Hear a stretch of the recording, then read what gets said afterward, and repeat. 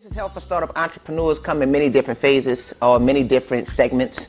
The first thing we have to understand is what type of help do we need as we are embracing our entrepreneurship journey. The first stage that I would talk about is education. If you want to get business help, one of the key elements to a successful business is the education. The education should take you through at least two phases: where to start and how to start. Now, when we talk about where to start, many people believe that building a business typically starts with, let's say, for instance, I'm going to talk about my skill sets, what I can do, how I can get it done, me, I. But the reality is it starts in the beginning stages of what is the problem for the customer, who is the customer, and what are their needs. So we really want to understand where to start, and then we want to understand how to start. How to start is by focusing on the solution to the customer's problem. And when we understand how to start and where to start, then we can start to build a product that is designed for a specific market that will generate sales through the cycles of the sales process, from learning, trial, error, redeveloping a product, redefining, getting feedback from the customers to create that loop. So those are the things that I want to say in the educational side. And as we move forward, we want to talk about another standpoint for business help, because we really just need to know what kind of help it is that we need before we go out Google searching or calling people or asking for friends and family to support us. Connections, building a team, that is critical to the success of your operation. If we do not have a strong enough team to carry out the vision or the dream, more than likely this project probably is going to have a slow start or no start, and we'll never get to the point, because an entrepreneur has to wear multiple different hats depending on the type of product or service that the entrepreneur is offering to their end consumers.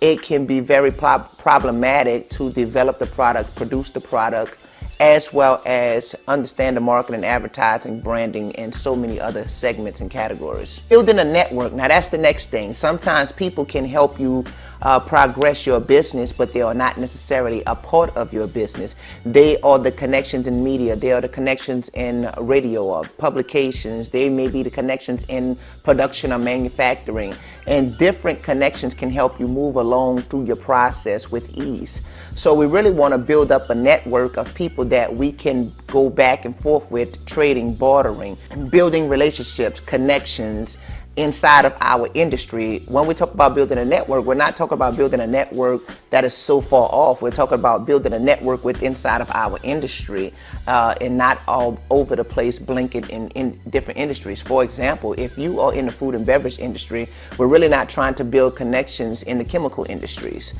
or the robotics industries. We're really trying to build connections inside that food and beverage industry, because that will become the stability of our network. The very last thing I would like to say on the connection section is we would want to be able to create our connections so we can connect to other networks. So we build a team, we build a small network of people that's connected to our team and ourselves, our brand, then we connect to another network. That gives us an expansive amount of customers, customer potential, marketing, advertisement, distribution, political connects, whatever the situation calls for. We connect a network to a network, and that's interconnected networks. That is one of the key ingredients to success as an entrepreneur. Who are you connected to, and how can you help others as they help you? Last but not least, we talk about resources. That's the last thing that I would say about business help, finding your resources.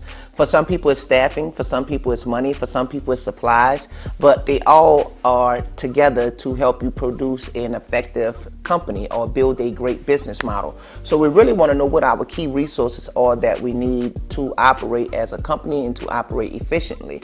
And as we understand those things, we are able to operate our company at the maximum level.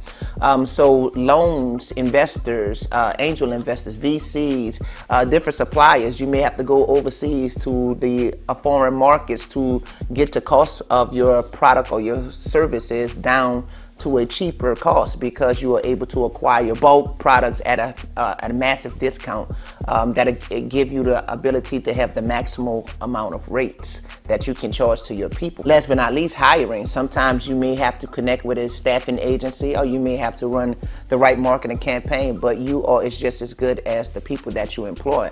If you employ people that cannot produce, then your company will not produce you. You will have to grab the grade A candidates for your business to see success. So those are my 3 tips for building up a business and having the business health that you need. I talked about education, we talked about connections, as well as we talked about resources. So if you need anything or further education, you can find me at Proceed Society. My name is Cash Parrish. I can also be found at cashparrish.education. That is my personal website. But join the Proceed Society Startup Movement. It is the Proceed Startup Society. ProceedSociety.com is where you'll be able to find out everything about that company, get connected, build your resources, build your teams, build your organization, get the knowledge that you need to produce the greatest startups. My name is Cash Parrish. Y'all take care. Be blessed. Peace.